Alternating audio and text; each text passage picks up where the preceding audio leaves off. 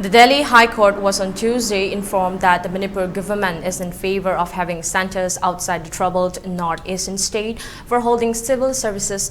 preliminary examinations which are scheduled to be held on May 26. The counsel appearing for the Manipur government told the court, which was hearing a plea seeking the setting up of additional examination centers there for civil services and Indian Forest Service aspirants, that the Chief Secretary has said the government would provide monetary assistance to this aspirants for travel to centers outside the state which is in the grip of protracted ethnic strife. In view of the stand taken by the Manipur authorities, a bench headed by acting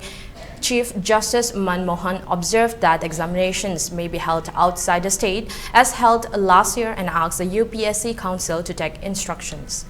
Petitioner Jomi Students Federation moved to High Court last week seeking to set up examination centers in Churachandpur and Kangpokpi in the state and reopening the application window to enable civil services aspirants to opt for a center of their choice. The counsel for the Manipur government said the Chief Secretary of the state in a letter addressed to him said the state government is of the opinion that given the situation and to maintain the sanctity of the examination, it may not be appropriate to provide centers in Churachandpur and Kangpokpi. The letter suggested that students in Manipur who have to take the civil services examination may be allotted centers outside the state and financial assistance would be provided to them.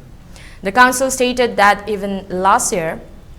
the civil services examination were held in centers outside Manipur. Counsel for the UPSC had earlier told the court that the commission had already written 3 letters to the Manipur Chief Secretary with respect to the opening of examination centers in Churachandpur, Kangpokpi and Ukhrul, but no response has been received yet. Manipur plunged into violence in May 2023 over a High Court order directing the state government to consider including the non-tribal Meitei community in the list of settled tribes.